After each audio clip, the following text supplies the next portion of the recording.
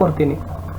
NMMS ಪರೀಕ್ಷೆ 2022 ಡಿಸೆಂಬರ್ದಲ್ಲಿ ನಡೆಯಲಿದೆ. ಅದಕ್ಕಾಗಿ ನಾವು ಏನು ಮಾಡ್ತಾ ಇದ್ದೀವಿ, ಸಮಾಜ ವಿಜ್ಞಾನ ಮತ್ತು ವಿಜ್ಞಾನ ವಿಷಯದಲ್ಲಿ ಎಲ್ಲ ಪಾಠಗಳಿಂದ ಬರ್ತಕ್ಕಂಥ ಮೋಸ್ಟ್ ಇಂಪಾರ್ಟೆಂಟ್ ಕ್ವಶನ್ಸ್ಗಳನ್ನು ನೋಡ್ತಾ ಇದ್ದೀವಿ.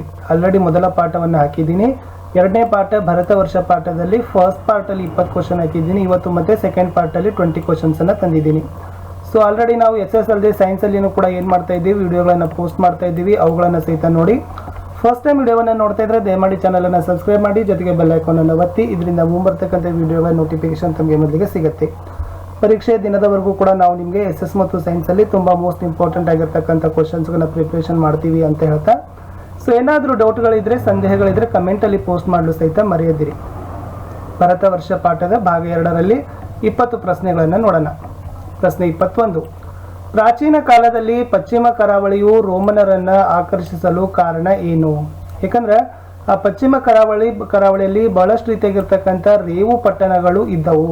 ರೇವು ಅಂದರೆ ವಾಣಿಜ್ಯ ಪಟ್ಟಣಗಳು. ಓಕೆ, ಸೊ ಆ ಕಾರಣಕ್ಕಾಗಿ ಈ ಭಾಗ ಅಂದರೆ ಪಶ್ಚಿಮ ಕರಾವಳಿ ಭಾಗ ಏನು ಮಾಡಿತ್ತಪ್ಪ ಅಂದರೆ ರೋಮನರನ್ನು ಆಕರ್ಷಣೆಯನ್ನು ಮಾಡಿತು. ಪ್ರಶ್ನೆ 22. ದಕ್ಷಿಣದಲ್ಲಿ ಪ್ರಬಲ ರಾಜ್ಯಗಳ ಉದಯಕ್ಕೆ ಕಾರಣವಾದದ್ದೇನು? ಹಾಗಾದ್ರೆ ದಕ್ಷಿಣದ ಭಾಗದಲ್ಲಿ ಬಹಳಷ್ಟು ರೀತಿಯಾಗಿರ್ತಕ್ಕಂಥ ಪ್ರಬಲವಾಗಿರ್ತಕ್ಕಂಥ ರಾಜ್ಯಗಳು ಉದಯಗೊಂಡವು. ಓಕೆ, ಇದಕ್ಕೆ ಮುಖ್ಯ ಕಾರಣ ಏನು ಹೇಳ್ಬೋದಪ್ಪ ಅಂದರೆ ಈ ಭಾಗದಲ್ಲಿ ರೇವು ಪಟ್ಟಣಗಳು ಬಹಳಷ್ಟು ಅಭಿವೃದ್ಧಿಯನ್ನು ಹೊಂದುತ್ತವೆ. ಈ ರೇವು ಪಟ್ಟಣಗಳವರನ್ನು ಆಕರ್ಷಿತರನ್ನಾಗಿ ಮಾಡಿ ಅಲ್ಲಿ ಪ್ರಬಲ ರಾಜ್ಯಗಳು ಉದಯವನ್ನು ಆಗ್ತವೆ. ಪ್ರಶ್ನೆ 23. ದಕ್ಷಿಣದಲ್ಲಿ ಉದಯಗೊಂಡ ಪ್ರಬಲ ರಾಜಮನೆತನಗಳು ಯಾವುವು? ಹಾಗಾದ್ರೆ ದಕ್ಷಿಣದ ಭಾಗದಲ್ಲಿ ಉದಯಗೊಂಡಿರ್ತಕ್ಕಂಥ ಮುಖ್ಯವಾಗಿರ್ತಕ್ಕಂಥ ರಾಜಮನೆತನಗಳೆಂದರೆ ಪಾಂಡ್ಯರು, ಚೇರರು ಮತ್ತು ಚೋಳರು. ಪ್ರಶ್ನೆ 24. ಪ್ರಾಗೈತಿಹಾಸಿಕ ಕಾಲಕ್ಕಿರುವ ಇನ್ನೊಂದು ಹೆಸರೇನು? ನೆನಪಿಟ್ಕೊಡ್ರಿ, ಪ್ರಾಗೈತಿಹಾಸಿಕ ಕಾಲಕ್ಕೆ ಇನ್ನೊಂದು ಏನು ಹೆಸರದಪ್ಪ ಅಂದ್ರೆ ಚರಿತ್ರೆಯ ಪೂರ್ವಕಾಲ ಅಂತ ಕರೀತಾರೆ. ಸೊ ಚರಿತ್ರೆಯ ಪೂರ್ವಕಾಲವನ್ನೇ ಪ್ರಾಗೈತಿಹಾಸಿಕ ಕಾಲ ಅಂತಲೂ ಕೂಡ ಕರೀತಾರೆ. 25. ಮಾನವನು ಲೇಖನ ಕಲೆಯನ್ನ ಕಂಡುಹಿಡಿಯುವುದಕ್ಕೆ ಮೊದಲಿನ ಕಾಲವನ್ನ ಏನಂತ ಕರೀತಾರೆ? ನೋಡಿ, ಮನುಷ್ಯ ಲೇಖನ ಅಂದ್ರೆ ಬರವಣಿಗೆ ಕಲೆಯನ್ನ ಕಂಡುಹಿಡಿಯೋದಕ್ಕಿಂತ ಮುಂಚಿನ ಕಾಲವನ್ನೇ ಪ್ರಾಗೈತಿಹಾಸಿಕ ಕಾಲ ಅಂತ ಕರೀತಾರೆ. ಇದು ಇಂಪಾರ್ಟೆಂಟ್ ಇದೆ, ಯಾಕಂದ್ರೆ ಬಹಳ ಸರಿ ಈ ಕ್ವಶನ್ ಕೂಡ ಏನಾಗದಪ್ಪ ಅಂದ್ರೆ ಬಂದದ. 26. ಪ್ರಾಗೈತಿಹಾಸಿಕ ಕಾಲವನ್ನ ಚರಿತ್ರೆಯ ಪೂರ್ವಕಾಲ ಅಂತ ಕರೀಲಿಕ್ಕೆ ಕಾರಣ ಏನು? ಇದು ಕೂಡ ಇಂಪಾರ್ಟೆಂಟ್ ಆಗಿರ್ತಕ್ಕಂಥದ್ದು. ಎಸ್, ಪ್ರಾಗೈತಿಹಾಸಿಕ ಕಾಲಕ್ಕೆ ಚರಿತ್ರೆಯ ಪೂರ್ವಕಾಲ ಅಂತ ಕರೀಲಿಕ್ಕೆ ಕಾರಣ ಇದಾವೆ. ಏಕೆಂದ್ರೆ ಆ ಕಾಲದಲ್ಲಿ ಭಾಷೆ ಮತ್ತು ಲಿಪಿಗಳ ಬಗ್ಗೆ ಯಾವುದೇ ಆಧಾರಗಳು ನಮಗೆ ಲಭ್ಯವಿಲ್ಲ. ಸೊ ಆ ಕಾರಣಕ್ಕಾಗಿ ಈ ಪ್ರಾಗೈತಿಹಾಸಿಕ ಕಾಲವನ್ನ ಚರಿತ್ರೆಯ ಪೂರ್ವಕಾಲ ಅಂತ ಕರೀತಾರೆ. 27. ಪ್ರಾಗೈತಿಹಾಸಿಕ ಕಾಲಘಟ್ಟವನ್ನ ಅಧ್ಯಯನ ಮಾಡುವವರಿಗೆ ಏನಂತ ಕರೀತಾರೆ? ಈ ಪ್ರಾಗೈತಿಹಾಸಿಕ ಕಾಲಘಟ್ಟವನ್ನ ಅಧ್ಯಯನ ಮಾಡತಕ್ಕಂಥ ಇತಿಹಾಸ ತಜ್ಞರಿಗೆ ಏನಂತ ಕರೀತಾರೆ ಅಂದ್ರೆ ಪ್ರಾಕ್ತನ ಅಥವಾ ಪ್ರಾಚ್ಯವಸ್ತು ಅಧ್ಯಯನಕಾರರು ಅಂತ ಕರೀತಾರೆ. ಪ್ರಶ್ನೆ 28. ಪ್ರಾಗೈತಿಹಾಸಿಕ ಕಾಲದಲ್ಲಿ ಆಯುಧಗಳನ್ನ ಯಾವುದರಿಂದ ತಯಾರಿಸ್ತಿದ್ರು? ಪ್ರಾಗೈತಿಹಾಸಿಕ ಕಾಲದಲ್ಲಿರ್ತಕ್ಕಂಥ ಮನುಷ್ಯ ತನ್ನ ಆಯುಧಗಳನ್ನ ಆತ ಶಿಲೆಗಳಿಂದ, ಕಟ್ಟಿಗೆಗಳಿಂದ ಮತ್ತು ಎಲುಬುಗಳಿಂದ ಏನ್ ಮಾಡ್ತಿದ್ದಪ್ಪ ಅಂದ್ರೆ ತಯಾರಿಸಿಕೊಳ್ಳುತ್ತಿದ್ದ. 29. ಪ್ರಾಗೈತಿಹಾಸಿಕ ಕಾಲದಲ್ಲಿ ಶಿಲಾ ಪರಿಕರಗಳನ್ನ ಏತಕ್ಕಾಗಿ ಬಳಸುತ್ತಿದ್ದರು? ಇದು ಇಂಪಾರ್ಟೆಂಟ್ ಇದೆ. ಆ ಶಿಲಾ ಪರಿಕರಗಳ ಮುಖ್ಯವಾಗಿರ್ತಕ್ಕಂಥ ಉಪಯೋಗ ಒಂದನೇದು ಪ್ರಾಣಿಗಳ ಮಾಂಸ ಮತ್ತು ಮೂಳೆಗಳನ್ನು ಕತ್ತರಿಸುವ ಸಲುವಾಗಿ. ಎರಡನೇದು ಏನು ಹೇಳ್ತಾರೆ, ಮರಗಳ ತೊಗಟೆ ಮತ್ತು ಪ್ರಾಣಿಗಳ ಚರ್ಮವನ್ನು ಕೀಳುವ ಸಲುವಾಗಿ. ಮೂರನೇದು ಏನು ಹೇಳ್ತಾರಪ್ಪ ಅಂದ್ರೆ ಹಣ್ಣು ಮತ್ತು ಬೇರುಗಳನ್ನು ಕತ್ತರಿಸುವ ಸಲುವಾಗಿ ಆತ ಏನು ಮಾಡ್ತಿದ್ದಪ್ಪ ಅಂದ್ರೆ ಮನುಷ್ಯ ಈ ಪ್ರಾಗೈತಿಹಾಸಿಕ ಕಾಲದಲ್ಲಿ ಶಿಲಾ ಪರಿಕರಗಳನ್ನು ಬಳಸ್ತಾ ಇದ್ದ. ಪ್ರಶ್ನೆ 30. ಪ್ರಾಗೈತಿಹಾಸಿಕ ಕಾಲದಲ್ಲಿ ಗುಡಿಸಲು ಕಟ್ಟಲು ಏನನ್ನ ಬಳಸಿರಬಹುದು? ನೆನಪಿಟ್ಕೊಡ್ರಿ, ಮರದ ಸಹಾಯದಿಂದ ಏನು ಮಾಡಿದ್ದಾರೆ, ಪ್ರಾಗೈತಿಹಾಸಿಕ ಕಾಲದಲ್ಲಿ ಗುಡಿಸಲನ್ನು ಕಟ್ಟಿದ್ದಾರೆ. ಪ್ರಶ್ನೆ 31.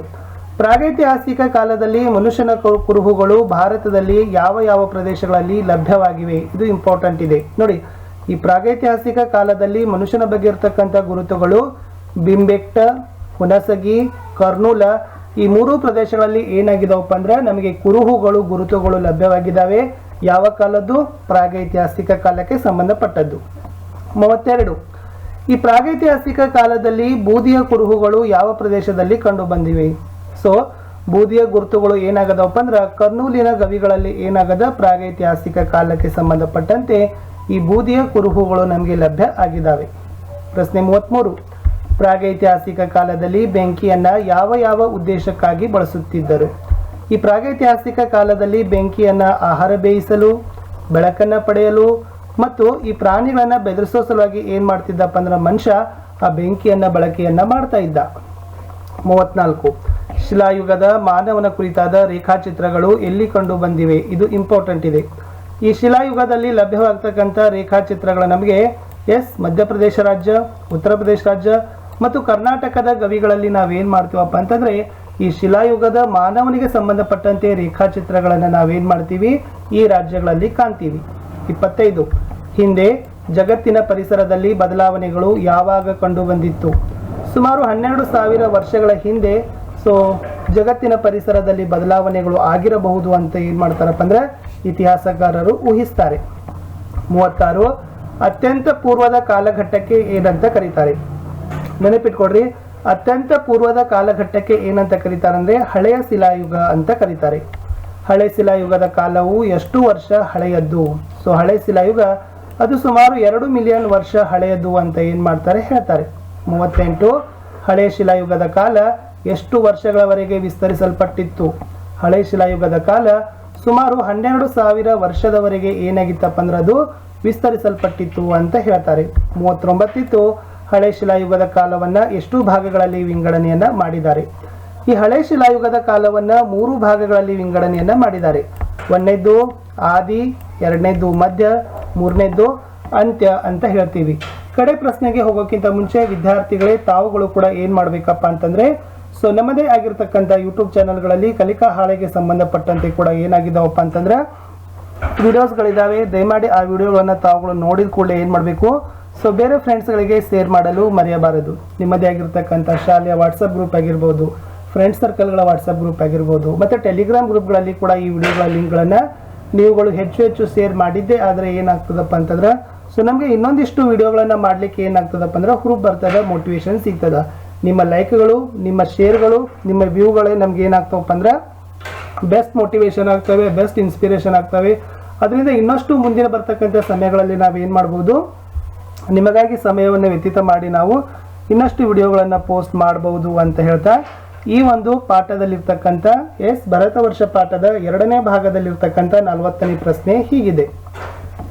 ಮಧ್ಯಶಿಲಾಯುಗದ ಅವಧಿ ಎಷ್ಟು ಅಂತ ಕೇಳಿದ್ದಾರೆ.